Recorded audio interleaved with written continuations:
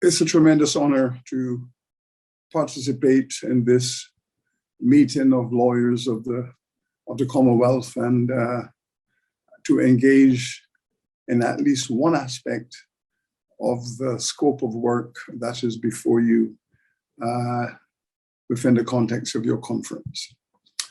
I am honored to make an intervention in respect of the issue of how to look at an aspect of our history that is the dimensions of colonialism, the crimes against humanity committed within that context, and the consequences and legacies of that development and where we are today in terms of the politics, the ideological discourses, the economic restructuring that have all arisen out of this very persistent and invasive history within the Western world and its consequences for the rest of humanity.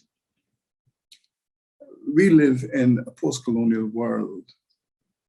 We are surrounded by the structures, the relationships of production, the relationships of society, the ideas and the concepts, the philosophies and jurisprudence, all of which have had deep roots within this persistent colonialism.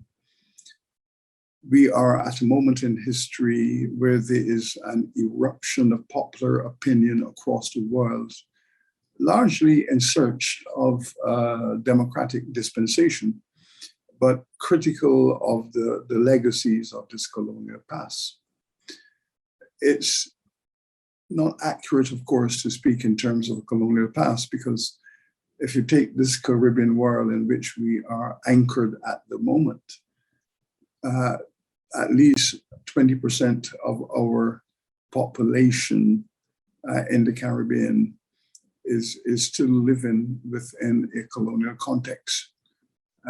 Some of our larger islands, Guadeloupe and Martinique, are French colonies.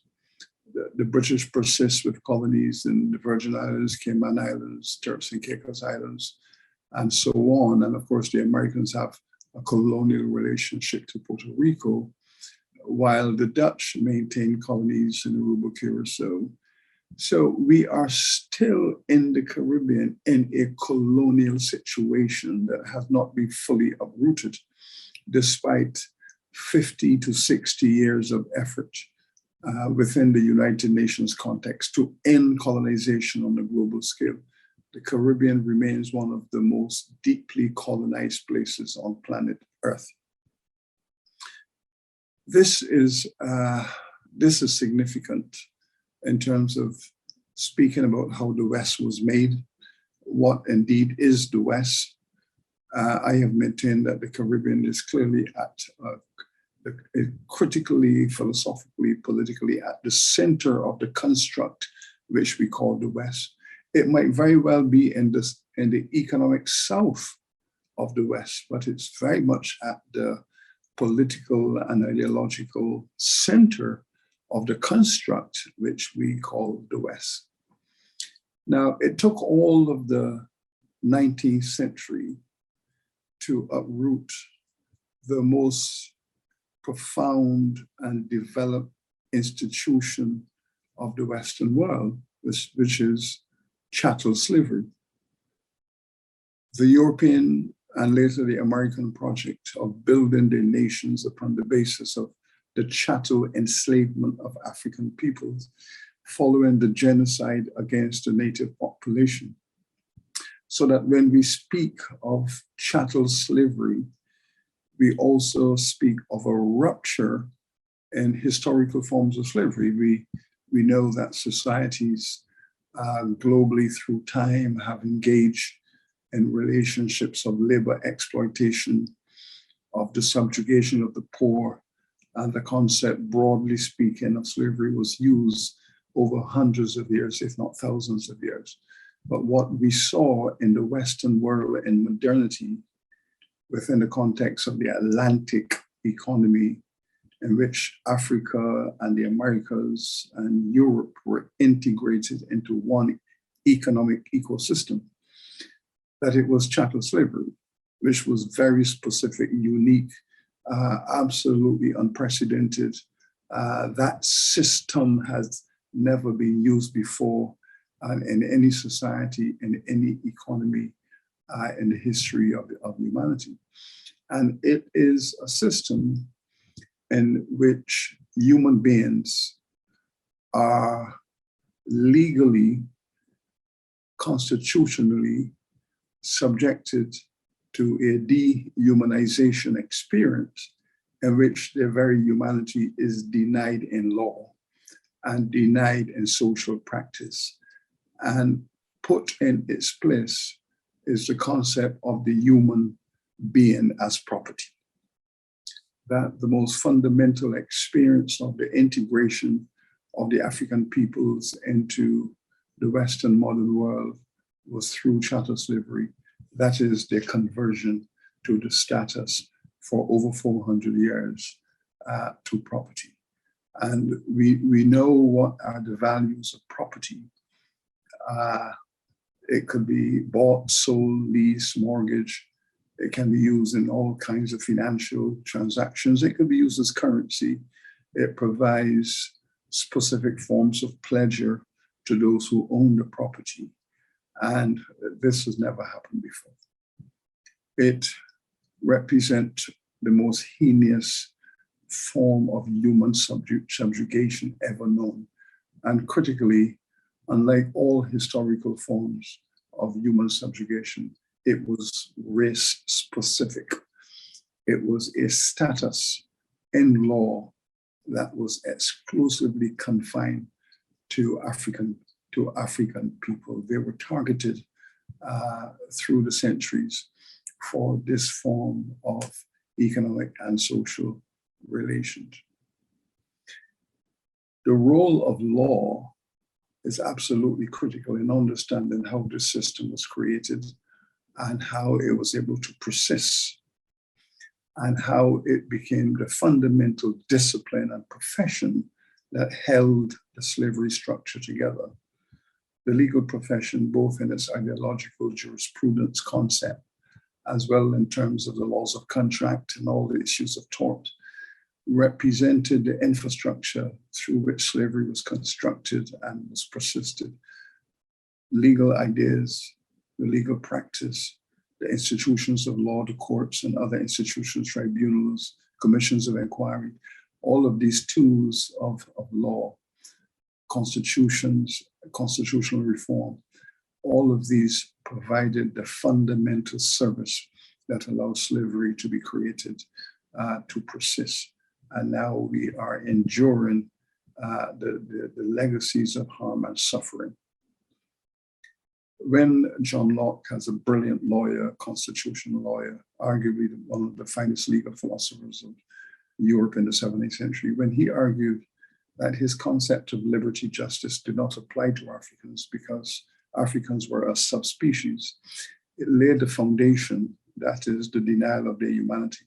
It laid the foundations for the constitutions of the Caribbean, the Carolinas, and the United States to establish slavery as a legitimate institution for social and economic development.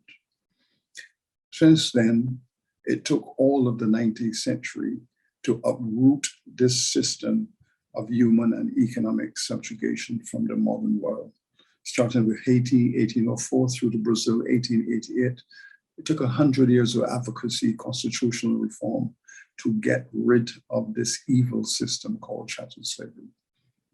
But it persisted with its legacies into the 20th century. And so the 20th century became the century in which people of African descent sought to translate the concept of liberty embedded in the legislation of emancipation, to embed that and or to infuse within that concept of emancipation the reality of civil rights and human rights. In all of the 20th century, Black people across the Western world fought for the civil rights and the human rights.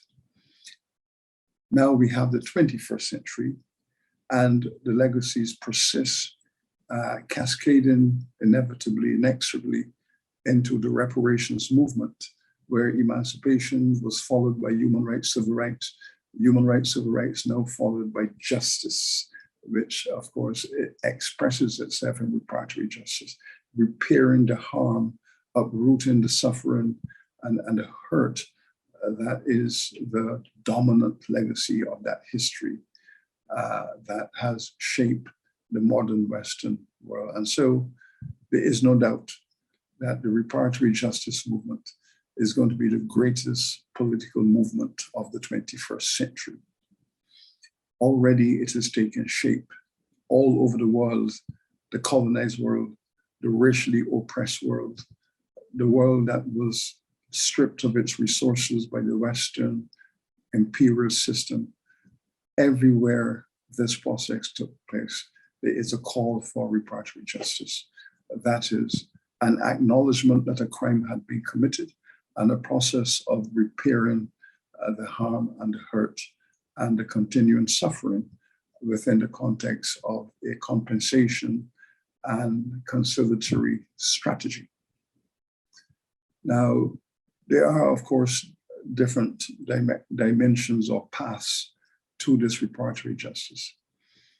It is said in some places that what is required is an ideological discourse about truth and reconciliation, thereby closing the chapter. The evidence is produced, the data subject to critical discourse, and then we accept that with the relevant forms of apologies that you can move on with life. There is another approach that calls for individual compensation for the plunder of economic resources that was associated with colonization. Families, communities were stripped of their wealth, racially terrorized, placed in a circumstance where they could not defend their own property, where they could not defend their communities and their families, and therefore a huge transfer of wealth from the oppressed community to the empowered community that continue to extract value from those who had been enslaved. Obviously, we know that slavery was a form of free labor. And so some 20 million Africans provided 200 years of free labor in the Caribbean to the powers, the imperial powers of Europe. Now, if you wish to put an economic value on that, that is not a complicated process. 200 years of free labor from 20 million people is not a difficult calculation to establish. Some people say this is the place to begin a reparatory justice compensation negotiation. There are those who have argued that reparatory justice is primarily about community development, nation building, that those powers that extracted wealth from these communities, leaving them impoverished, leaving them to clean up their own colonial mess thereafter, that reparatory justice ought to be about economic development, developing what was called a Marshall Plan for the post-colonial economies and societies. And that Marshall Plan would deal with investments in health, education, cultural institutions, economic relations, debt forgiveness, and so on, given that most of these post-colonial nations were expected and did fund their own economic development within the context of debt, thereby accumulating massive national debt in a circumstance where compensation was not provided to begin the project of nation building. That is, the Caribbean world did not begin nation building in the middle of the 20th century with any systemic support from the European powers. They were on their own, borrowing heavily to finance basic infrastructure, deepening the debt of which they have now found themselves. So the path to conciliation, therefore, is much more than a discussion about truth and justice. there is continuing a resistance to any conciliation. Many of the Western imperial powers have refused to apologize for these crimes. Their refusal to offer apologies for these crimes is an indication of their willingness to insist that they did nothing wrong, that no crime was committed, and that they have no obligation to the consequences of colonialism. This is their standard position. They defend this position through the use of law. They have argued that the European parliaments made slavery legal, and to the extent that slavery was made legal by European parliaments, would say that the Europeans committed no crimes in their chattel enslavement. And this is how they have used law as the hand servant of their crimes. The legal profession continues to be used in this way to justify and to sustain positions that are unacceptable to humanity within the context of human rights, civil rights, justice. However, it is possible that all of these structures of oppression and the path to reconciliation can be effectively laid out through a new form of jurisprudence, a new form of legal philosophy, a systematic approach to undoing the legal infrastructures of oppression and creating a pathway for freedom and justice. So, as lawyers, your path and the path to justice and freedom for humanity are intertwined, deeply, deeply interlocked.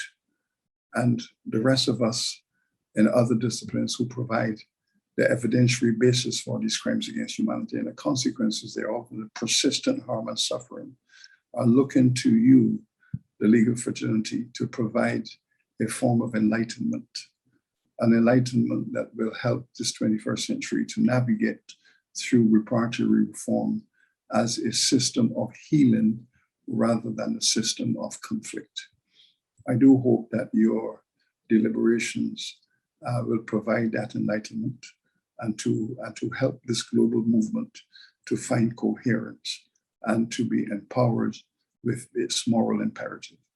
I thank you, and thank you for the generosity of listening. Thank you.